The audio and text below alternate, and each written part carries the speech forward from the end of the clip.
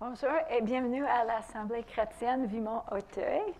Alors aujourd'hui, mon partage s'intitule « L'espérance, la certitude dans le brouillard ».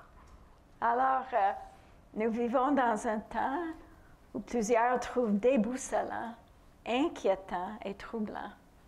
Nous avons juste à regarder les nouvelles pour avoir le cœur déchiré pour les gens qui souffrent partout dans le monde. Nous vivons dans un contexte d'instabilité face à l'inconnu, de menaces et d'anxiété. Les nouvelles de CTV ont fait un reportage sur un sondage fait chez les jeunes. 50% des adolescents québécois sont en train de vivre une détresse psychologique en ce moment. Au Canada, 61% des jeunes ont déjà eu à consulter un professionnel de la santé mentale. 39% des Canadiens entre l'âge de 15 et 24 ans signalent un niveau d'anxiété et de dépression modéré jusqu'à grave.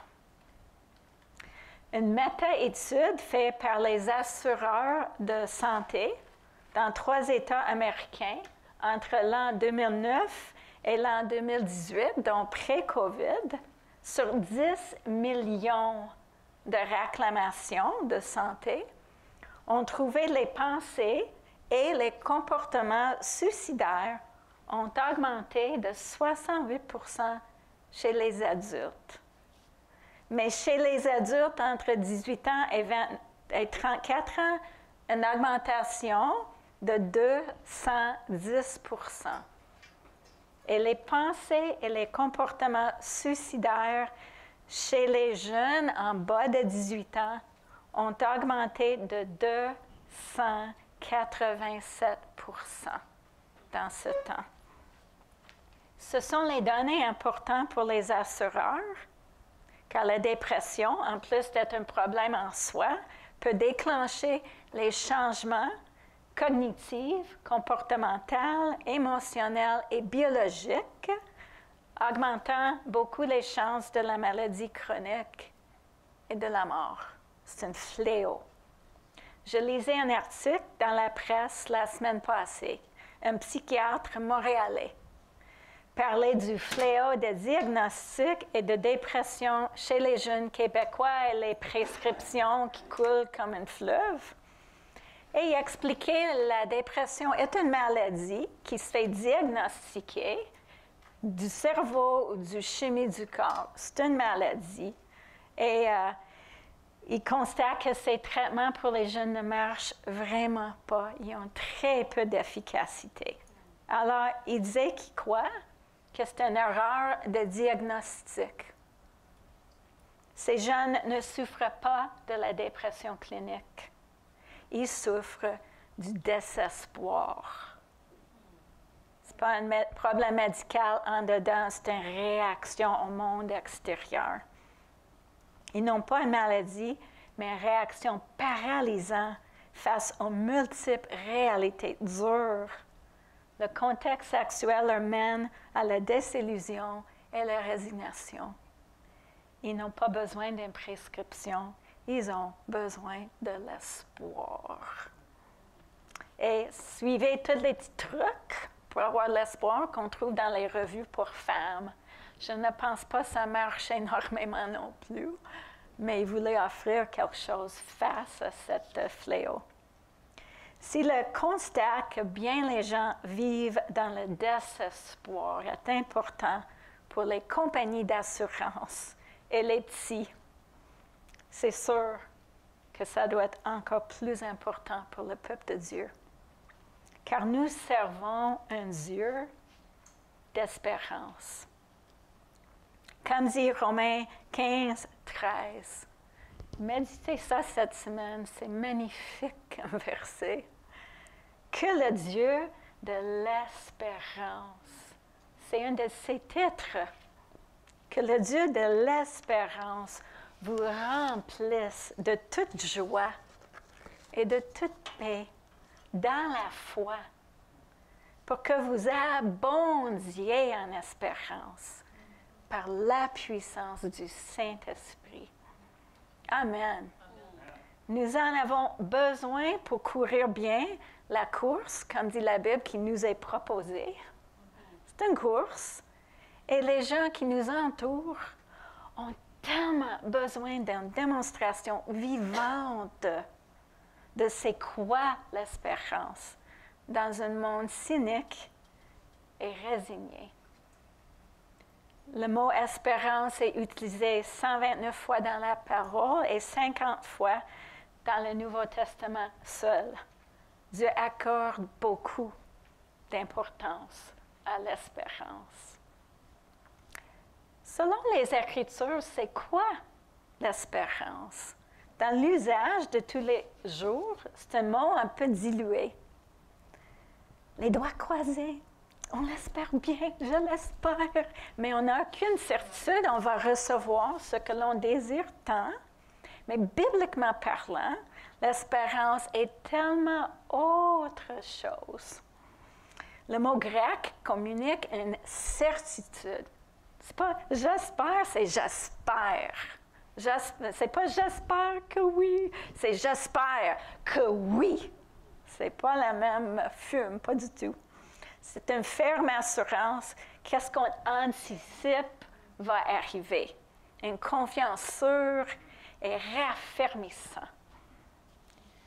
Dieu nous a dit qu'il y a les choses où on ne doit jamais mettre notre espérance. Pas dans l'âme mortelle, même pas les vedettes, pas dans les richesses, pas dans nos propres forces, pas dans nos ressources, pas dans les ressources des autres, pas dans les choses visibles, et même pas dans les choses spirituelles. Je peux mettre mon espérance dans le vouloir d'avoir un impact, ou de voir l'Église grandir, ou que d'avoir la certitude que ma vie a vraiment compté. Je peux mettre ma confiance dans les paroles prophétiques, les gens de bonne intention et de bon cœur. Mais je ne dois même pas mettre mon espérance dans ces choses. Car la Bible dit, une espérance déçue rend le cœur malade. Et je pense que tout le monde ici a vécu ces moments de déception face à quelque chose de spirituel qui peut tourner un œil critique même sur Dieu. J'ai vécu des saisons dans ma vie chrétienne, je voyais Dieu quasiment comme un vendeur d'auto usagés. Belle parole, Guy parle grand, il fait des promesses, mais la falaise entre ma réalité et les choses dans lesquelles j'avais mis mon espérance m'a rendu le cœur malade. En quoi donc mettre notre espérance? Et j'ai 8 versets que j'aimerais lire. En les lisant, juste voir quelle est la source d'espérance. Titre 3, 6 à 8, puis si vous composez bien avec mon accent, vous pouvez fermer vos yeux, juste absorber. Si vous avez besoin de lire, je ne suis pas blessée. Dieu a répandu avec abondance le Saint-Esprit sur nous par Jésus-Christ, notre Sauveur, afin que sa grâce nous soyons rendus justes devant Dieu et que nous puissions recevoir la vie éternelle que nous espérons. C'est une certitude, c'est une anticipation. C'est aucunement les doigts croisés. On le sait, on entend, on aspire après, on soupire après, mais nous savons, c'est sûr. C'est là une parole certaine. 1 Thessaloniens 5, 8 à 9. Mais nous appartenons au jour. Et nous devons être sobres. Nous devons porter la foi et l'amour comme une cuirasse et notre espérance du salut comme un casque. En effet, Dieu ne nous a pas destinés à subir sa colère, mais à posséder le salut par notre Seigneur Jésus-Christ. Timothée 1, 1, l'introduction d'une lettre de Paul, De la part de Paul, apôtre de Jésus-Christ par l'ordre de Dieu, notre Sauveur, et de Jésus-Christ, notre espérance. 1 Timothée 4, 10. Voilà pourquoi nous travaillons et luttons, car nous avons mis notre espérance dans le Dieu vivant. Hébreux 6, 17 à 18. Or, Dieu a voulu montrer encore plus clairement à ceux qui devaient recevoir les biens promis qu'il ne modifierait jamais sa décision. C'est pourquoi il ajouta un serment à la promesse. Il y a donc deux actes qui ne peuvent pas être modifiés et dans lesquels il est impossible que Dieu ment. Ainsi, nous qui avons trouvé un refuge en lui, nous sommes grandement encouragés à saisir avec fermeté l'espérance qui nous est proposée. Cette espérance est pour nous comme l'encre de notre âme. Elle est sûre et solide et pénètre à travers les rideaux du temple céleste jusque dans le sanctuaire intérieur. Éphésiens 1, 18. Je demande que vous receviez la lumière dans votre intelligence, afin que vous compreniez à quelle espérance Dieu vous a appelé. Quelle est la richesse encore, les biens magnifiques qu'il a réservés à ceux qui lui appartiennent, et de quelle puissance extraordinaire il dispose pour nous, les croyants. Hébreux 10, 23, gardons fermement l'espérance que nous proclamons, car nous pouvons être certains que Dieu tiendra ses promesses. 1 Pierre 3, 15. Honorez dans vos cœurs le Christ comme votre Seigneur. Soyez toujours prêts à répondre à tous ceux qui vous demandent des explications au sujet de l'espérance qui est en vous. Et faites-le avec douceur et respect.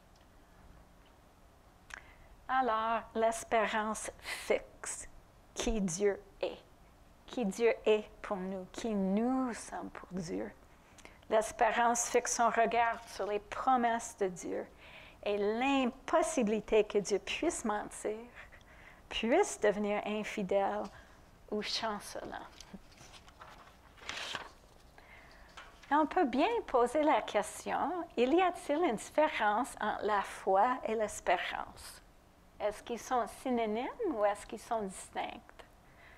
En général, la foi est exercée dans le présent. Les yeux fixés sur qu'est-ce qui est vrai, qu'est-ce qui est actuel, réalité avec un R majuscule, pas réalité R minuscule trompeur, mais fixé sur la réalité du monde invisible, R majuscule. Ça fixe ça. Les yeux fixent, non pas ce qui est visible, mais invisible, mais actuel. La présence de Dieu, la puissance de Dieu, la provision de Dieu, la paternité de Dieu, les promesses de Dieu qui s'appliquent aux besoins et aux défis dans le moment. Le bon combat de la foi est dans le quotidien. Hébreux 11, 6, tu vois, les verbes sont dans le présent. Or, personne ne peut plaire à Dieu sans la foi. En effet, celui qui s'approche de Dieu doit croire que Dieu existe et qu'il récompense ceux qui le cherchent. Le bon combat de la foi, c'est aujourd'hui. Alors, l'espérance fixe plutôt le plein accomplissement des promesses de Dieu qui est à venir. Comme on dit, c'est l'anticipation des biens qui nous sont réservés. Je suis sauvé par la foi.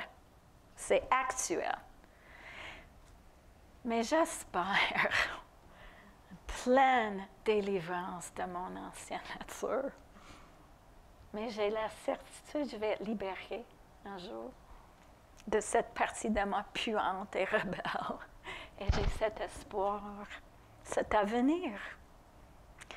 Je me réjouis d'une relation personnelle avec Dieu par la foi. Mais j'espère vivre dans sa présence sans aucune barrière, aucune distance. C'est mon espérance. J'exerce les dons spirituels par la foi, mais j'espère vivre dans le royaume de Dieu. Il n'y aura plus besoin des dons, car chaque enfant de Dieu sera venu à une pleine ressemblance à Jésus-Christ. Je confesse et je reçois pardon et purification de mes péchés par la foi. Mais j'espère le jour où je vais regarder Jésus-Christ dans ses yeux pleins d'amour et je vais pouvoir le remercier en personne de m'avoir tout pardonné. C'est mon espérance, cette action de grâce en présentiel.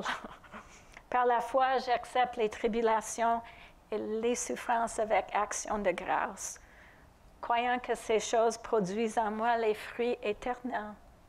Mais j'espère la récolte le matin venu. Sans la foi, il n'y a point d'espérance. Et à cause de la foi, quand l'espérance devient une petite minuscule flamme, on a l'impression qu'on plus d'espérance, elle est alimentée de nouveau par la foi. En faisant cette étude, j'ai été frappée de nouveau avec un verset que je n'ai jamais compris. C'est 1 Corinthiens 13, 13. Maintenant, ces trois choses demeurent, la foi, l'espérance et l'amour. Mais la plus grande des trois est l'amour. Ce verset se trouve dans un contexte où Paul fait un contraste entre les choses passagères, uniquement utiles dans cette ère de la grâce pour l'avancement de son royaume, pour bâtir l'Église, mais vont passer tous les dons. Pas besoin de la prédication au ciel, pas besoin de la prophétie, pas besoin de la libéralité. On va vivre une abondance, c'est passagère. Et les choses éternelles, il fait le contraste. Il parle du fait que nos connaissances sont incomplètes, nous comprenons en partie, nous voyons en partie, nous prophétisons incomplètement. Et quand vient le parfait, ces choses disparaîtront. On n'aura plus besoin au ciel. J'espère ça aussi. Mais par contre, Paul dit trois choses demeurent. La foi, l'espérance et l'amour. Pour moi, la troisième chose est facile à comprendre. Évidemment, l'amour est éternel. Dieu est amour. Nous sommes enfin entrés dans l'amour qui nous a créés, l'amour qui nous a sauvés, l'amour qui nous a soutenus tout au long, l'amour qui nous a métamorphisés, l'amour qui nous a ressuscités pour vivre une intimité, une communion, une union, une appartenance d'amour à jamais. Que cette chose demeure, je trouve ça bien évident. Par contre, la foi, pourquoi demeure-t-elle la foi? Nous aurons la vue. On l'expérimente, on l'entend, on comprend, on se baigne dedans, on voit parfaitement pourquoi la foi demeure. Quand on a la vue, avez-vous posé cette question en lisant cet verset? Ça m'a toujours confondu. Je crois, mais je ne comprends pas. Même chose pour l'espérance. Non, je ne comprends pas. Alors, j'ai médité dans mon lit cette semaine quand je faisais cette étude. Puis, Seigneur, ça fait des années, c'est un des versets sur la liste de tous les versets, je ne comprends pas. Ça reste là depuis longtemps. Mais cette semaine, j'enseigne sur ça. Ça serait bien fun que tu changes la présence sur la liste. Et juste une phrase qui est venue à l'esprit, la foi devient vue. c'est familier pour vous, sûrement, vous avez entendu ça, la foi devient vue. Actuellement, la foi, on regarde, comme Paul dit, un peu brouillé, on a discuté à cerner, mais la foi regarde. La foi ne disparaît pas. Dieu n'est pas venu pour abolir les belles choses. La foi, ça devient vu, mais c'est le même lien. Je regarde par la foi, je vois. Ce n'est pas aboli, c'est accompli. Ça ne durera jamais, mais ça demeure. La vue, mais c'est la vue, satisfait la vue. Alors, puis je méditais ça, puis je dis, dans le fond, c'est la même chose pour l'amour. Nous vivons dans notre temps de fiançailles, n'est-ce pas? Nous ne sommes pas encore présents aux noces. Nous n'avons pas encore vécu la consommation de tous les désirs de Dieu pour une vie avec nous, qui existe dans son cœur depuis l'éternité. Tu parles d'un Dieu d'espérance, il tient espérance à travers les milléniums. Le Dieu d'espérance, lui, anticipe toujours le jour où sa famille soit assise autour de sa table, son cœur comblé.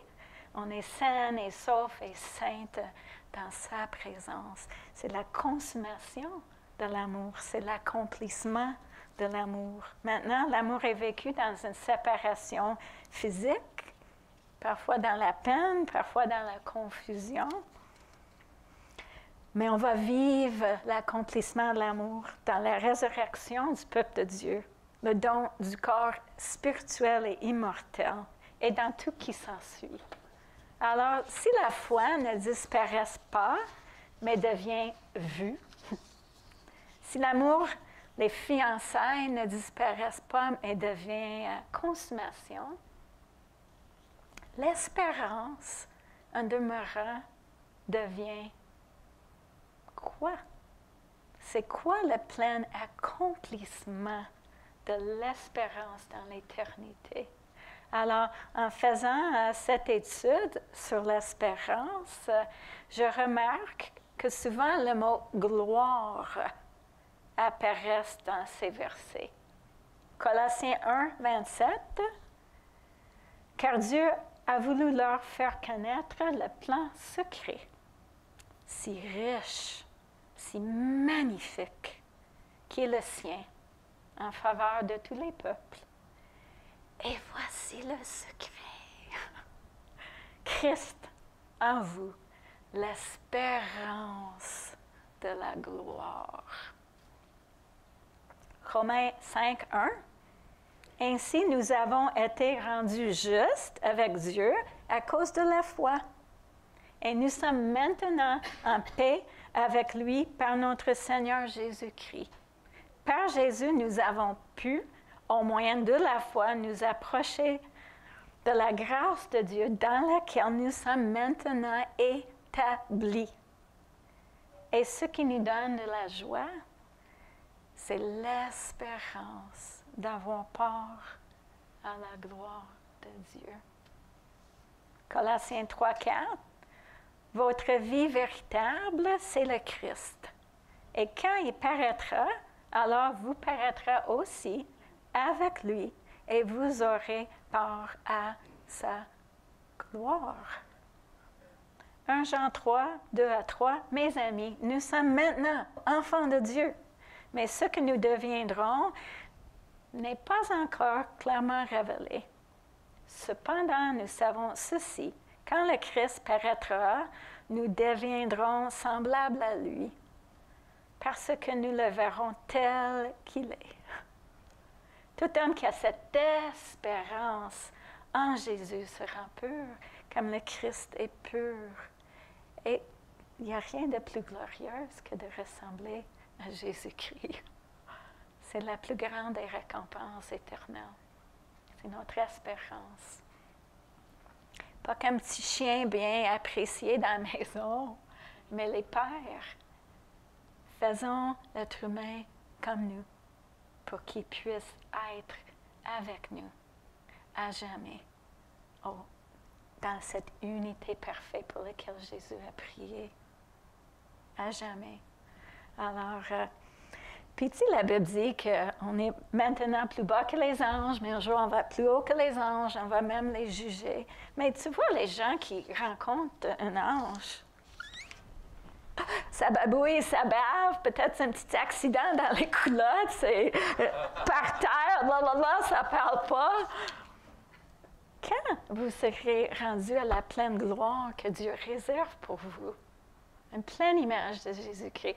Moi, j'ai l'impression que si un de nous pouvait rencontrer notre futur, on ne tomberait pas sans connaissance, on mourra.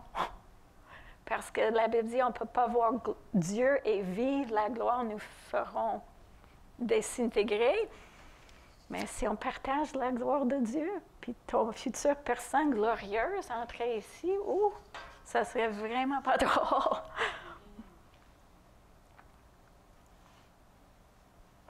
OK. 1 Pierre 1,13, c'est pourquoi tenez votre esprit prêt à l'action, demeurez bien éveillés et mettez toute votre espérance dans le don qui vous sera accordé quand Jésus-Christ apparaîtra. Comme tous les bons dons, l'espérance vient de Dieu, le Dieu d'espérance. Et j'aime ça tellement, notre espérance jaillit de la certitude de Dieu lui-même, qu'il va accomplir tout ce qu'il a promis,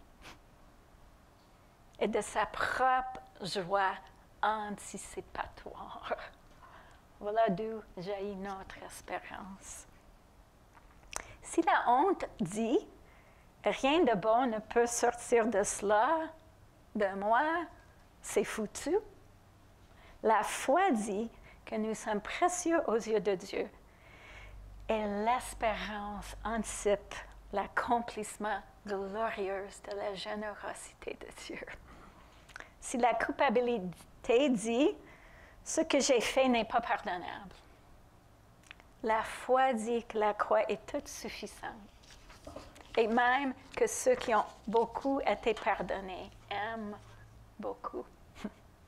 Et l'espérance anticipe le moment privilégié, on va dire un merci bien personnel avec notre Sauveur.